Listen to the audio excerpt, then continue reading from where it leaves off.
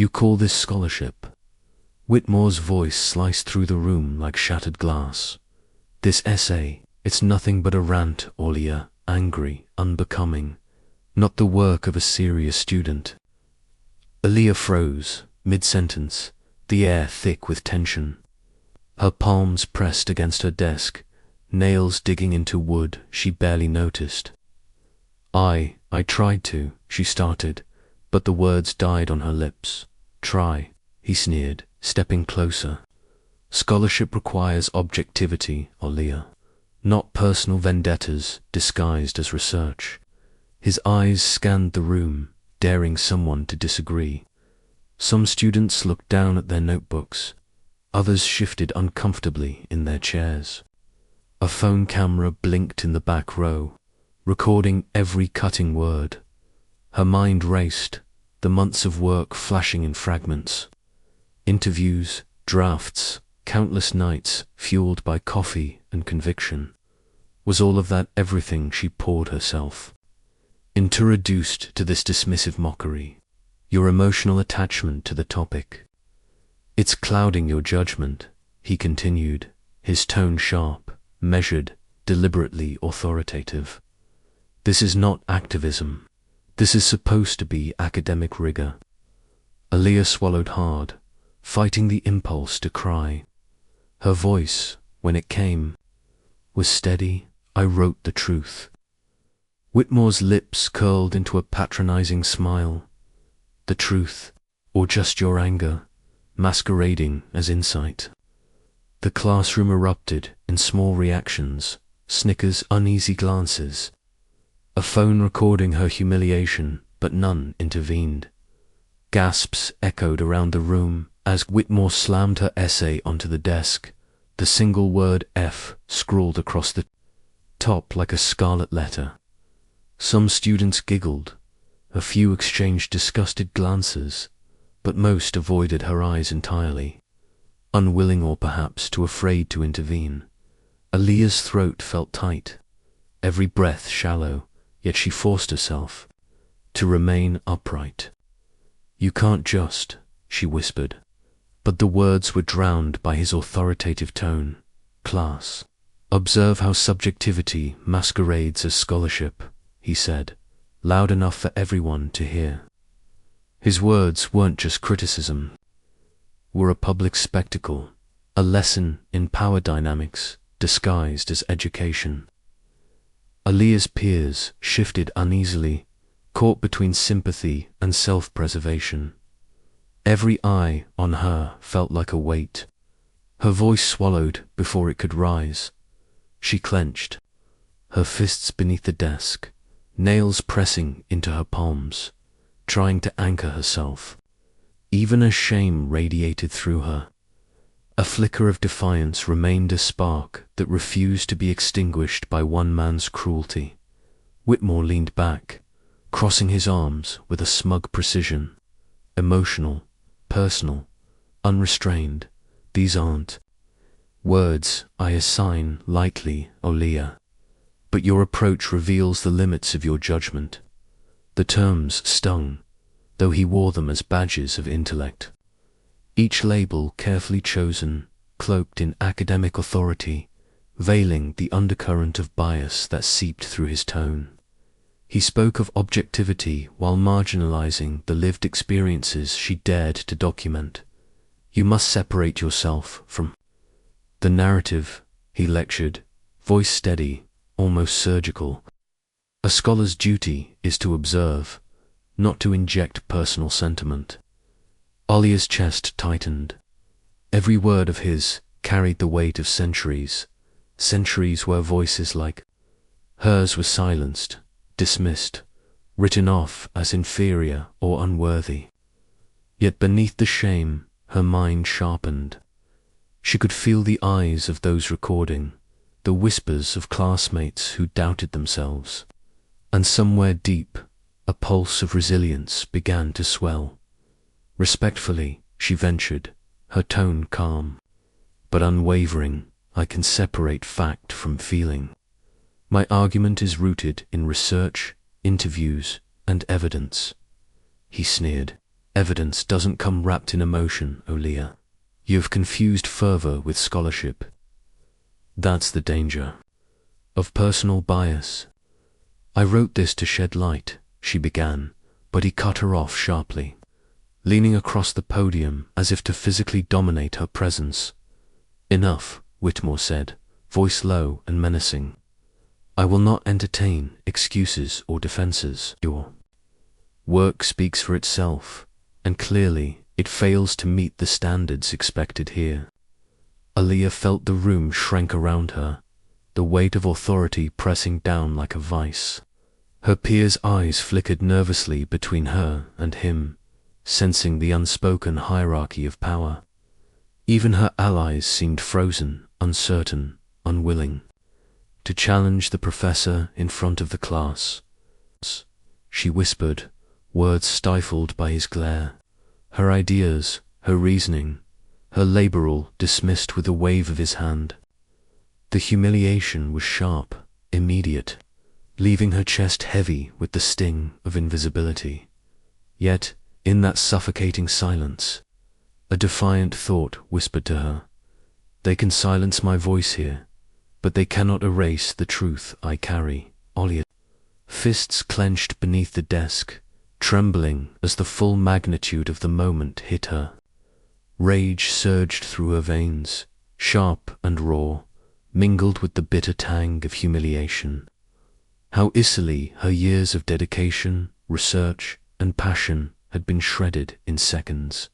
Her mind raced, visions of history overlaying the present, countless generations of black voices silenced, written off, dismissed, and erased.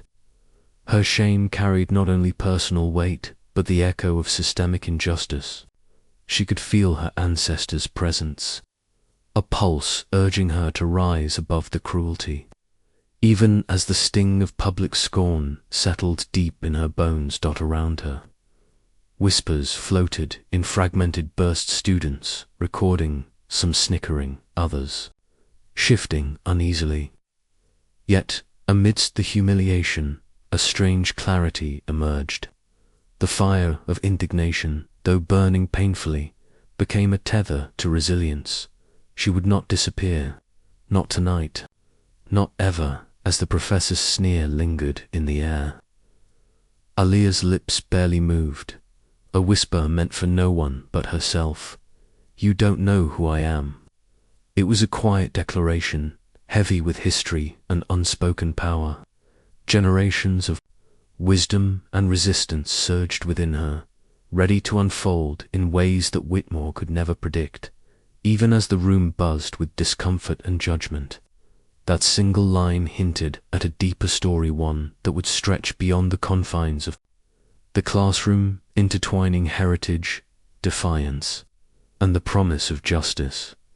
The moment hung suspended, a prelude to the reckoning yet to come. Read this and tell me if it moves you, Aaliyah whispered to her roommate, sliding a fresh draft across the table. Her hands trembled slightly, not from fear, but anticipation. 20. She carried the soul of a storyteller and the mind of a relentless scholar.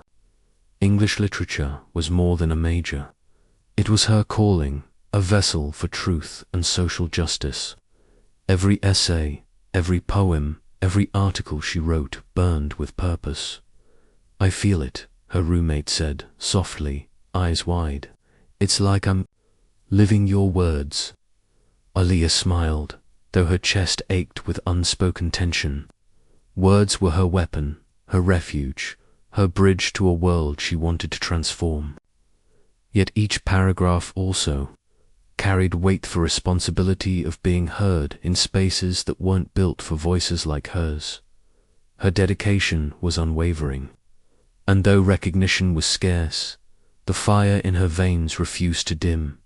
Even in the library, she noticed the subtle surveillance, the way security guards' eyes lingered a moment too long, as if her presence alone required justification. Wow, you're really articulate, a classmate murmured one afternoon, the compliment laced with condescension. Aaliyah's lips tightened, a practiced smile masking the sting.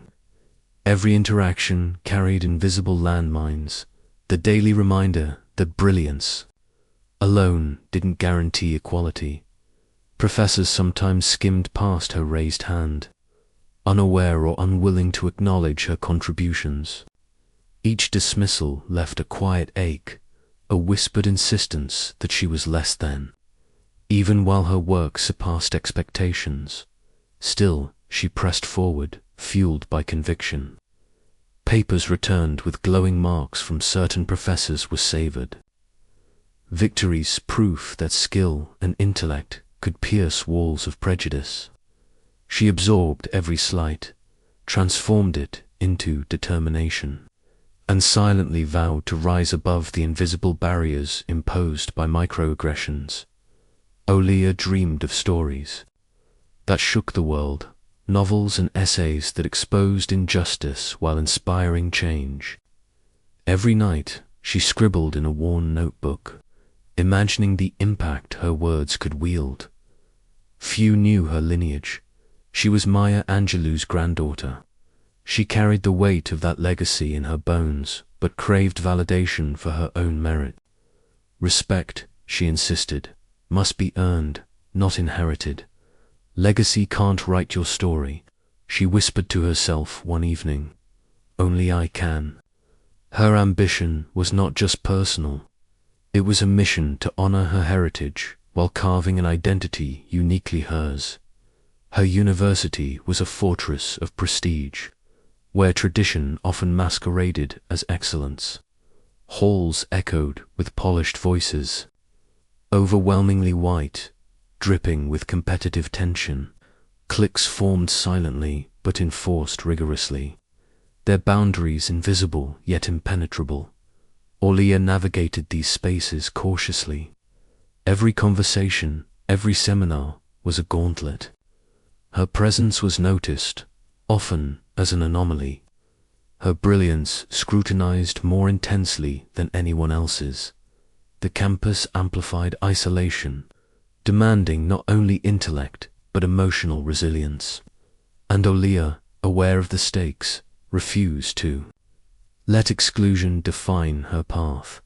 She carried storms within her quiet power shaped by endurance, hope, and ancestral wisdom.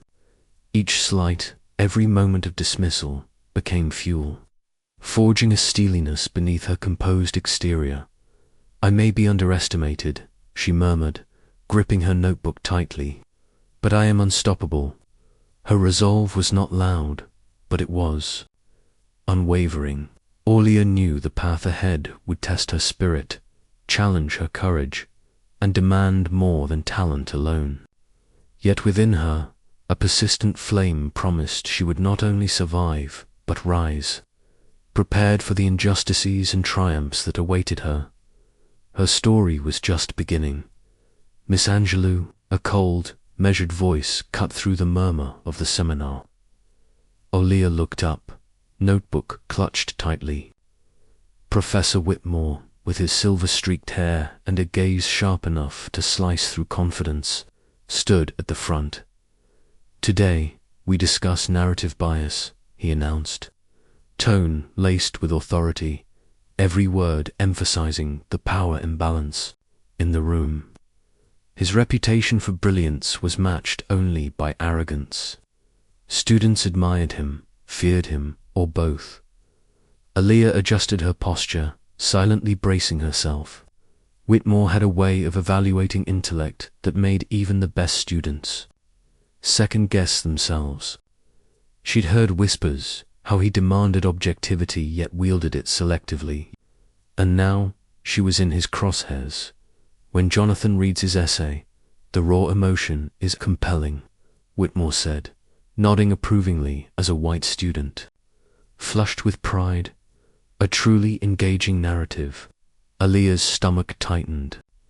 She had poured every ounce of herself into her submission, a piece confronting racial inequities, stitched together with historical research and personal insight. Miss Angelou. Whitmore's gaze sharpened, holding her accountable. Your analysis, While vivid reads more as protest than scholarship, it's biased, overly emotional. Perhaps next time, strive for more. Detached approach. A murmur ran through the room. Some students glanced at her with polite concern, others smirked. Her work, rooted in lived experience and social awareness, was dismissed, while her peers' essays, celebrating their privilege or sentimental observations, were heralded as brilliance. Whitmore's double standard was clear. He lauded passion selectively, leaving her voice constrained, almost criminalized in its authenticity. I'd like to expand on how systemic oppression shapes character arcs, Aaliyah began, her voice steady but firm. Whitmore's hand shot up before she could continue. Miss Angelou, tone matters. Academic writing isn't for emotional catharsis. Stick to facts. Avoid personal grievances masquerading as analysis. Her throat tightened. But Professor, historical context. I'm aware of context, he interrupted, leaning forward, eyes cold. Yet controversy doesn't equate to credibility. We must aim for neutrality, not advocacy. Whispers echoed in the room. He critiqued her phrasing, not her reasoning. Every example she offered was subtly delegitimized, while classmates exploring the same topics received encouragement, even applause. Aaliyah felt the invisible leash tighten. Microaggressions, so meticulously veiled in academic decorum, pressed against her confidence. The subtext was unmistakable. Speak up, but not too loudly. Reveal insight, but never too personally. Challenge injustice, but remain palatable to their comfort. She swallowed hard, a quiet fury brewing. Each slight was a reminder that her intellect was filtered through lenses of bias. Her contributions measured against invisible racial standards. As the seminar continued, Aaliyah watched. Claire passionately dissected a novel's moral ambiguity.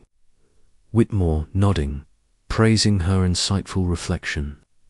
Aaliyah raised her hand, sharing an equally nuanced critique of a text exploring racial exploitation. Whitmore sighed. Miss Angelou, remember what I said about tone. Academic rigor requires emotional restraint. The disparity stung. The same vibrancy in Claire's voice drew admiration. In hers, it sparked reprimand. Every enthusiastic idea she voiced was tethered by the professor's judgment, while her peers' observations flourished unchecked. She felt like an outlier, an anomaly in a classroom built to reward conformity. Passion was welcomed, but only when it conformed to expectations, shaped by privilege and unspoken racial hierarchies. Later, seated at her desk, Aaliyah's mind churned. Every critique, every subtle dismissal echoed in her head. Am I too emotional? Too black for this classroom? She whispered, a bitter taste of self-questioning lingering on her tongue.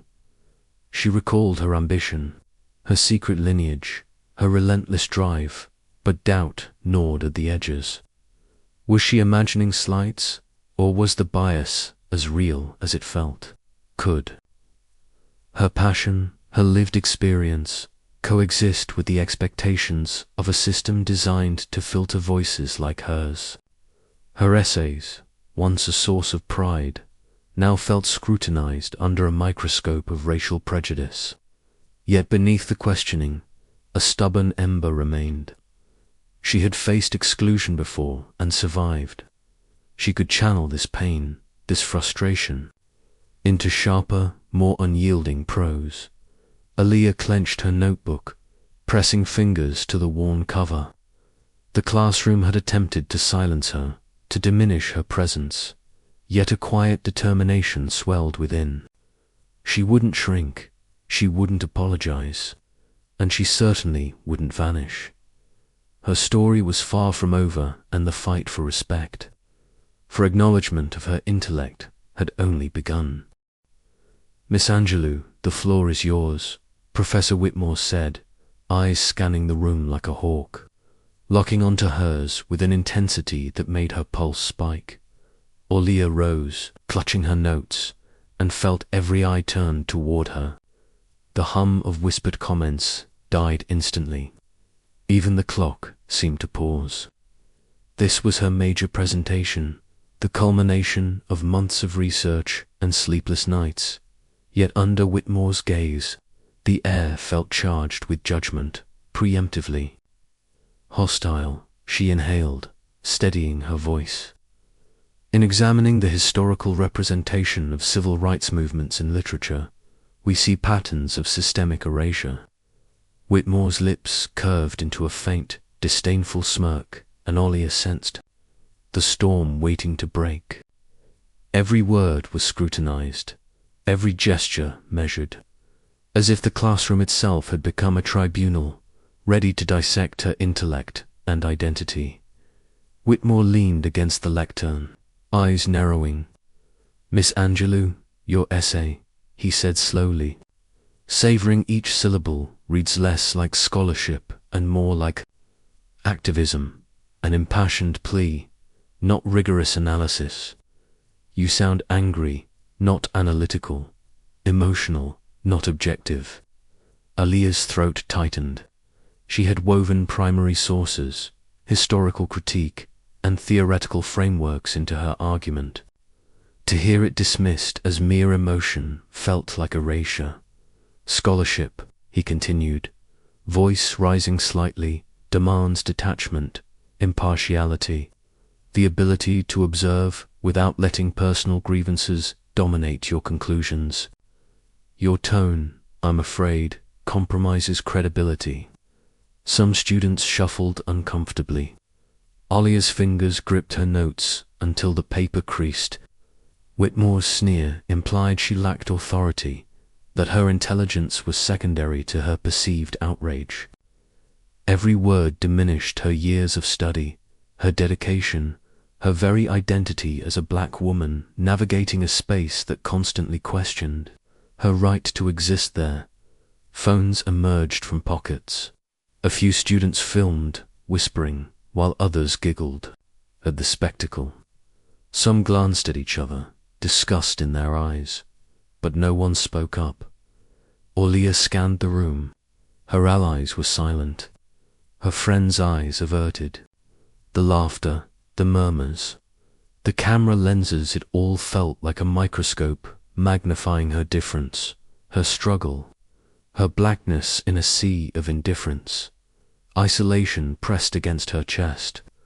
She felt every glance, every suppressed snicker, every hint of amusement, as if the classroom itself had conspired to humiliate her. Each reaction, whether overt or hidden behind polite smiles, amplified the injustice she faced. Whitmore's authority, coupled with the passive complicity of her peers, made her voice feel fragile, precarious, almost criminal in its honesty. "Wrote the truth," Aaliyah said, quiet but resolute. Her voice trembled slightly, but she held her ground. "Every example, every analysis, reflects documented history, patterns of inequality, and real experiences. This isn't anger, it's evidence, scholarship shaped by reality." Whitmore's gaze flicked to her, sharp and cold. "Truth or your anger?" he asked, each word heavy with condescension, as though her lived perspective could never equal academic authority. Aaliyah swallowed, refusing to yield. "It is both, but you cannot dismiss factual observation because it challenges comfort." The room was still. Silence, thick and suffocating, hung over her. She felt the precarious line she walked between courage and punishment, between expression and scrutiny, between respectability and vilification. Whitmore's smirk widened, a predator satisfied with control. "Miss Angelou, passion is admirable in moderation, but this..." He waved her essay dismissively, is indulgence masquerading as insight. Facts are twisted to fit the narrative.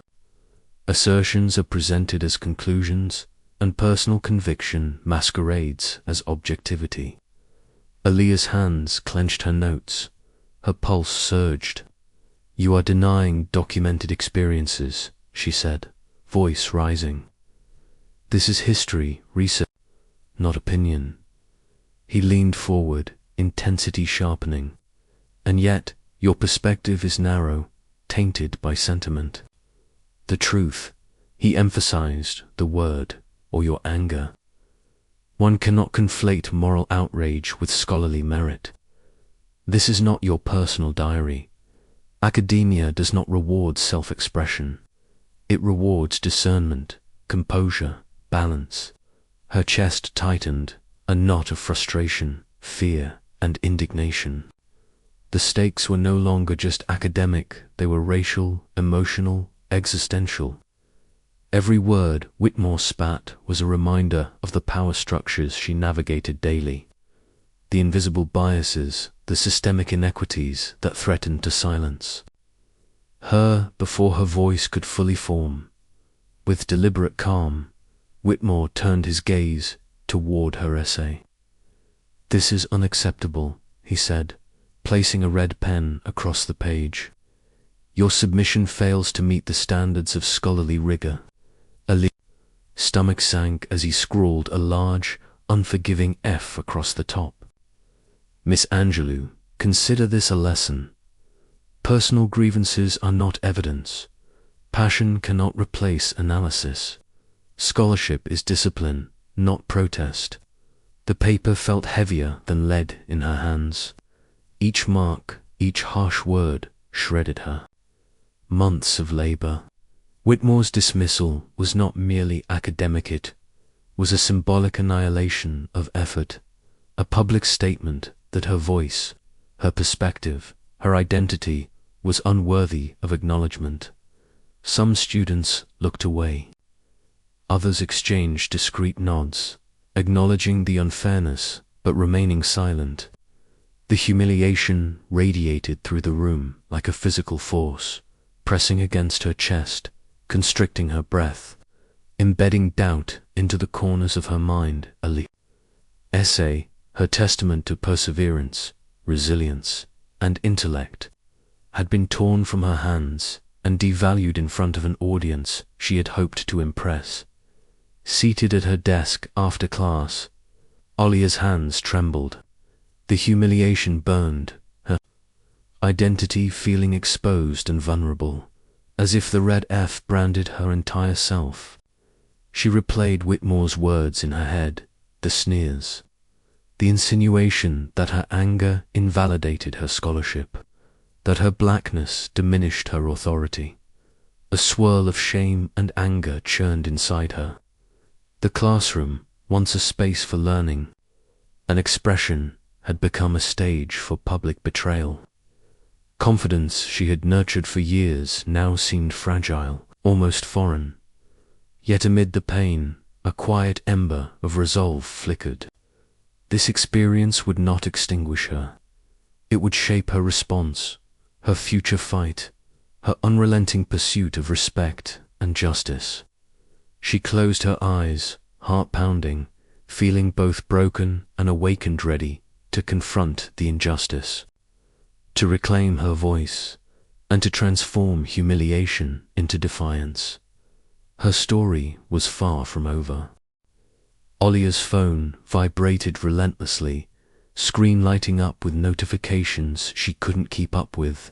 Tweets, shares, comments, and direct messages flooded in her classroom. Humiliation, captured in a shaky vertical video, had gone viral. Overnight, wow, she held her ground. One comment read. Another said, "This professor just destroyed himself in front of the world." She scrolled, heart racing. The clip showed Whitmore leaning over his lectern, sneering as he tore into her essay, juxtaposed with Aaliyah's calm, unwavering voice. "I wrote the truth." The video highlighted both her courage and his cruelty. striking a chord across social media and even landing in local news coverage. Her hands shook. Pride wrestled with shock. Exposure was double-edged. Millions now bore witness to the injustice. She had endured, but every view also replayed the sting of public humiliation. Yet, amid the chaos, a subtle empowerment began to grow. Her resilience had captured attention, resonated with viewers who recognized the systemic bias and racial microaggressions in academic spaces. Every notification was a pulse of possibility, a sign that the tide might finally be turning. Her phone rang, an unknown number. Hesitant, she answered, "Ms. Angelou." The voice was calm, measured, yet carried the weight of experience. "This is Professor Lawrence. I've watched the video circulating online. I want you to know you handled yourself with extraordinary dignity." Aaliyah blinked, overwhelmed. "Professor, I don't know what to say." "No need to say anything yet," he replied. "You've confronted a system that often marginalizes voices like yours. Your composure and courage matter far more than any grade Whitmore could assign. I've seen this pattern before: the attempt to silence, the belittlement, the disregard for perspective. But your response is not invisible. It resonates. It carries significance." Aaliyah felt a glimmer of relief and validation. For the first time since the humiliation, someone with authority and wisdom saw her truth, not just the viral clip, but her intellect, her integrity, and the injustice she endured. Days later, amidst mounting media attention, Aaliyah shared a personal truth. She was Maya Angelou's granddaughter. Her post wasn't boastful, it was grounding, historical, and deeply human. She wrote about the lineage of resilience, artistry, and advocacy coursing through her family, and the responsibility that came with it. The public quickly grasped the stakes. The magnitude of the disrespect Whitmore had shown was not only academic, it was generational, cultural, and emblematic of a long history of undermining black voices. "I stand on the shoulders of a woman who demanded recognition, fought systemic bias, and used her voice to illuminate injustice," Aaliyah typed, feeling the pulse of empowerment in her own fingers. "To dismiss my scholarship is to deny the weight of history itself." The revelation added layers to the viral narrative. People understood that this wasn't just about a graduate, it was about racial erasure, the persistence of bias, and the enduring courage of those who refuse to be silenced. The response was swift.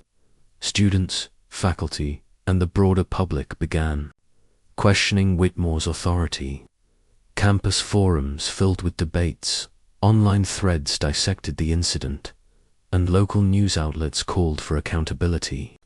Hashtags like #Justice for Aaliyah and #academic bias trended nationally. "Is this really the standard of fairness?" One student tweeted. "Professors are supposed to guide, not belittle." Even faculty members who had once been silent spoke up, expressing concern over the dismissive behavior and its implications for equity in education. The momentum wasn't just digital, it was institutional. A growing wave of scrutiny that made Whitmore's position increasingly precarious. Aaliyah watched the narrative evolve, her initial fear transforming into resolve. The power dynamic had shifted. The audience had expanded, and the injustice that once seemed personal now resonated as a collective confrontation with systemic bias and racial microaggressions in academia. Emails flooded Whitmore's inbox, some polite, others blistering critiques, questioning his judgment, ethics, and professionalism. Calls from concerned faculty and media inquiries began to pile up. Even the administration felt pressure to respond. His public poise faltered. The professor who had once wielded authority, effortlessly now faced scrutiny at every turn. Each reminder of the viral clip, each comment dissecting his words and demeanor, chipped away at his veneer of control. One late afternoon, Whitmore muttered under his breath, staring at a trending post with thousands of shares. How did this spiral so fast? Meanwhile, Aaliyah felt the faint, exhilarating taste of reversal. The world had begun to see not only her resilience, but also the consequences of silencing marginalized voices. The balance of power, long skewed, had begun to tilt, signaling a turning point that promised not only personal vindication, but a broader reckoning within the academic landscape. 6. Due to recent events and mounting concerns, the university statement read, "An official investigation has been launched regarding Professor Whitmore's conduct." Emails, calls, and petitions had built a tidal wave of accountability, compelling administrators to act. Within weeks, Whitmore faced suspension for misconduct and racial bias, his authority undermined by the very institution he had once dominated. The decision sent a clear message: silencing marginalized voices and perpetuating systemic racism would no longer go unchecked. For Aaliyah, it was more than a vindication. It was an institutional acknowledgement of injustice.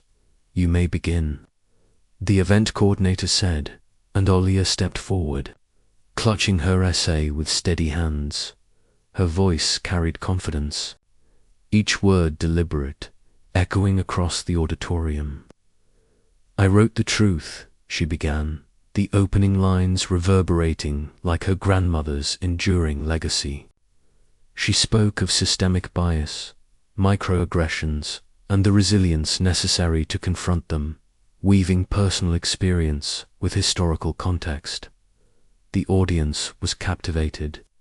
Professors, students, and journalists leaned in, absorbing every sentence.